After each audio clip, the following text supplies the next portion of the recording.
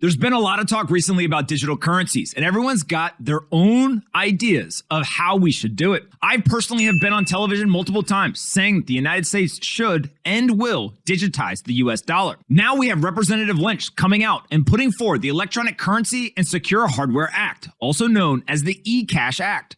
The idea is to create digital dollars, but use many of the same aspects of physical cash in a digital form. If we go ahead and we take a look at what this legislation calls for, what we can see is that first, it directs the Secretary of the Treasury to develop and introduce a form of retail digital dollar called eCash. The whole idea is that it's peer-to-peer, privacy respecting, has no transaction fees, and it's payable to bearer, just like physical cash. It also moves forward and asks to establish an electronic currency innovation program within the U.S. Treasury to test and evaluate different forms of secure hardware-based e-cash. And then, as you would expect, it goes on to ask to establish an independent monetary privacy board to oversee and monitor the federal government's efforts to preserve monetary privacy. This is really fascinating because then you get a special purpose ring-fence Treasury overdraft account at the Federal Reserve Bank of New York. Ultimately, what this legislation is trying to accomplish is it's trying to take all the ideas of physical cash and digitize them. But of course, the first thing that people ask is why is legislation being put forward to create these digital dollars? Isn't this just what a central bank digital currency does? Well, not necessarily. In the eyes of the legislation, the eCash Act, it would define eCash as being legal tender, a bearer instrument, interoperable, replicating anonymity and privacy-respecting features of physical cash, and it would promote equity and justice. But it's not necessarily a central bank digital currency. They explicitly call out and say eCash is not a central bank digital currency, and it is not in competition with a central bank digital currency either. Now, this opens up an entire Pandora's box. If we go ahead and we take a look at all the various forms of digital cash, what we can see is that there's a lot of them. There's cryptocurrencies, there's stablecoins, there's bank deposits, central bank reserves, CBDCs, Fed accounts or treasuries, and eCash. And what you can see is that ultimately every single person who's interested in this idea has their own way of doing things. The market is going to have to sift through all these ideas. We're going to have to come to a conclusion as to what the consensus for digital dollars will be. eCash is one of many ideas. The central bank digital currency is another idea that's being put forward. Ultimately, I don't know whether it's going to matter or not, because what we have seen is that the current versions of digital dollars and stablecoins, whether we are talking about Tether, USDC, or UST, about $200 billion in the market. The market's doing just fine using them as digital dollars. This is the money chart to me. This is the most important chart at the moment. We're at $48,000 price point. There's a persistent bid in the market. And you tweeted yesterday that the percent of the supply last active more than 1 year ago is what, second highest it's ever been? Yep. So we're about, I think in terms of percentage terms, it's about 0.3% from its all-time high of coins that haven't moved in a year. In aggregate terms, it's at an all-time high. Back of the napkin math, somewhere around 11 million or so, 11.5 million coins haven't moved in a year. And so this is what you have. This is the reality. And this is why I pay attention to on-chain analytics. And this is why Bitcoin, that number go up technology is you have a relentless cohort of stackers and hodlers all over the world that are buyers of any price. And because of the absolute scarcity, because of the supply and elasticity, Bitcoin will find a bid because of these relentless marginal buyers as marginal sellers get exhausted. That's just the reality of it. And something like this, where you see Bitcoin's never been more kind of scarce or more tightly held over a 1 year time frame, just kind of validates that thesis. We can kind of feel it anecdotally when you're talking to Bitcoin hodlers, but this is really just a way of showing it. Like the supply shock, the reason Bitcoin goes parabolic is because marginal sellers get exhausted and new money that comes in has to bid up the price. And so I'm not saying that we're there yet or we're going to go parabolic over the next 4 months. It's no guarantee. But what it's showing is that supply held for over years has never been this tight. And I expect this trend to continue to go up. It's quite exciting. I wrote this morning all about this idea that in September of 2020, as you pointed out, we were at all-time high in the supply illiquidity.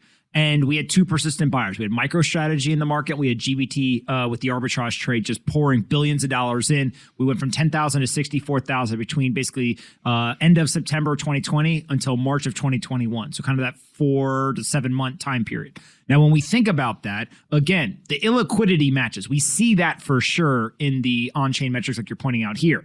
We do know of one persistent buyer buying $125 million or so a day at the moment. That's about 300% of the daily incoming supply. Will we get other persistent buyers? In what size? That's all up for question. But I think what you're outlining here is when this much illiquidity is in the market and you have any amount of persistent buying pressure, it has to move the price in order to accommodate everyone. Is that kind of a fair categorization? Yeah, 100%. And I think, more so it's just the trend is, and I see a lot of, Bitcoin maximalists that love what Luna's doing or that hate it, and there's some, for some reason, there's not really a middle ground. But I think the reality is what Do Kwon is doing is completely rational. He realized that, and he just, if you listen to his talks, it was, we basically, or Do Kwon rather, we were looking for the best sort of collateral, and we wanted something that was neutral, immutable, and not political in any sort of way, and it had a credible monetary policy. And if you're looking for that, the only answer you have in the world today is Bitcoin. It's not ETH, not Solana, not any other digital asset, not Luna itself. It's Bitcoin. And so if we're just thinking about all protocols or algorithmic stable coins, right? If you go a level up, and I tweeted this and we were bantering yesterday about this, Pomp. What is the next logical step if someone's watching what Luna's doing? And what essentially Luna's doing is they're using seigniorage from the appreciation of the token. LFG is minting the Luna into UST, selling the UST for Tether, and buying Bitcoin. Okay, long form, they're using Luna seigniorage to purchase Bitcoin. What's the rational action for every single entity that can use seigniorage, aka legacy banks, nation states? It's to acquire the hardest money collateral the world's ever seen to back your currency. And I think it's a no-brainer. It's something that not a lot of people have understood yet.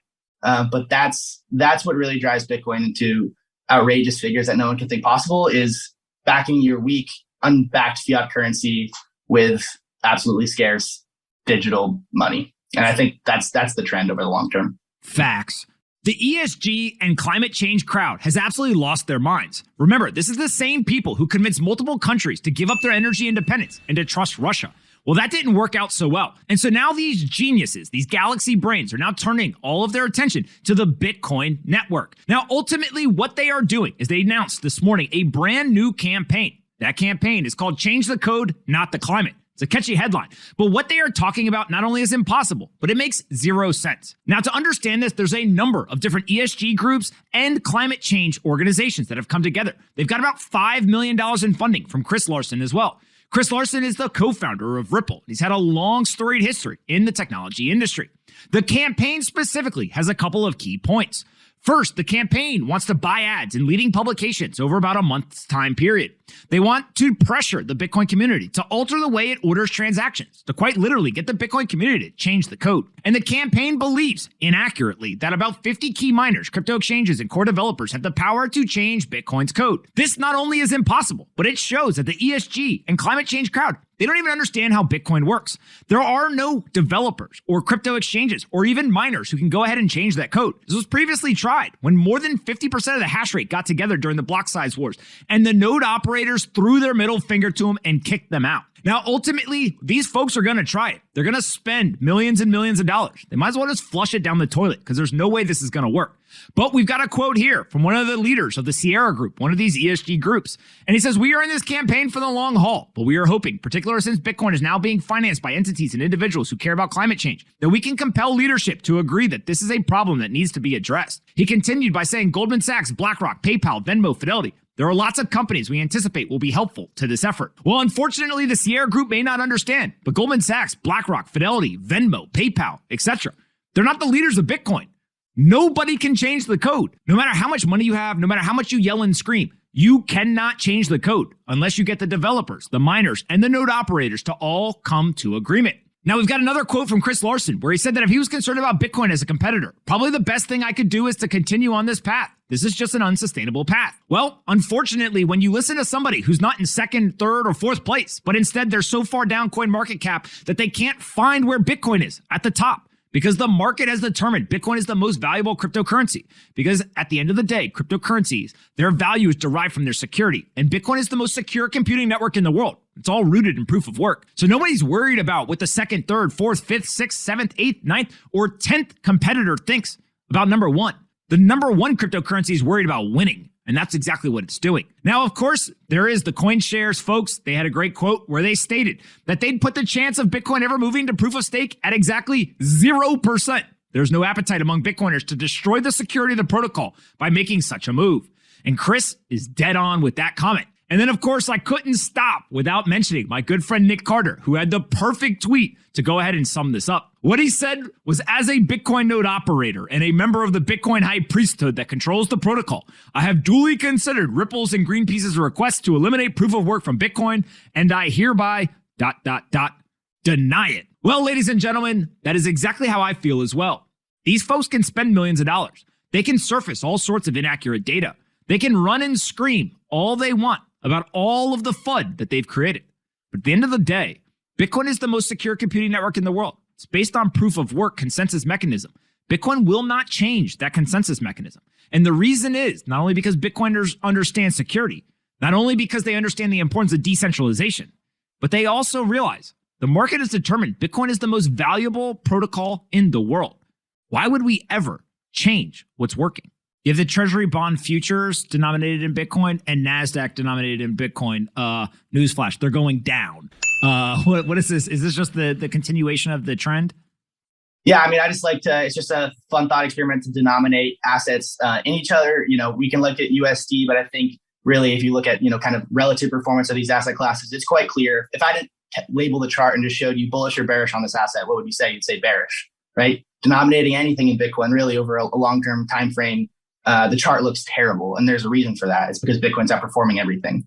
So treasury bonds are trending to zero in Bitcoin. Big tech is trending to zero in sound money, and really most everything else. And what we can say is, we've preached this and we preach this, while Bitcoin's down 50, 60%, if you denominate your standard of living in the soundest money over the long term, you'll do great.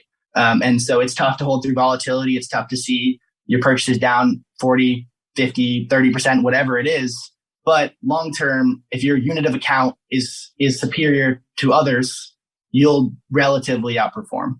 And I think that's what we're seeing today. And that's going to be the trend for the next decade plus. Joe, John, what questions you guys got? Dylan, I just want to ask you about how you think about cycles in general. Obviously, Bitcoin has acted slightly different this cycle than the previous ones. Do you think that this is kind of what we're going to see going forward? And just how do you think about cycles in general? Yeah, I've kind of had a little bit of a thesis that the 3-year 80% drawdowns and bull bear cycles are somewhat concluded. And that Bitcoin's matured enough to where it's still very volatile, and because of these derivatives and legacy system volatility, right? Much of Bitcoin's recent drawdown from say November was because of legacy risk off and that USD denominator in BTC. But I think for the time, or for the future, what we're going to see is shorter term kind of maybe parabolic runs and then 50% drawdowns. I think really that kind of prolonged cycle where Bitcoin was under the surface and didn't really get much attention around the world other than just kind of being cypherpunk niche internet money. I think those days are slowly coming to an end, even though we still are definitely in a big echo chamber on Twitter and just being kind of the Bitcoiners in general. But more and more increasingly, I think its relevance at a nation state level, on a geopolitical level, is stronger than ever. And for that reason, I think the days of Bitcoin dying for years on end and just everyone forgetting about it relatively is somewhat over. John, what do you got? Dylan, my question is just around is this a make or break moment for Bitcoin? We see Terra buying a bunch of Bitcoin. We see everything around the world basically acting as a perfect storm. Is this year going to be a make or break for Bitcoin? Yeah, I mean, it's a make, definitely not a break. And I don't know if Bitcoin goes and appreciates by an order of magnitude this year. I'm certainly extremely bullish. And funny enough, I was getting some heat yesterday saying, "Oh, weren't you bearish?" And I was like, I've gone every single day and every single week and said I own more Bitcoin than ever.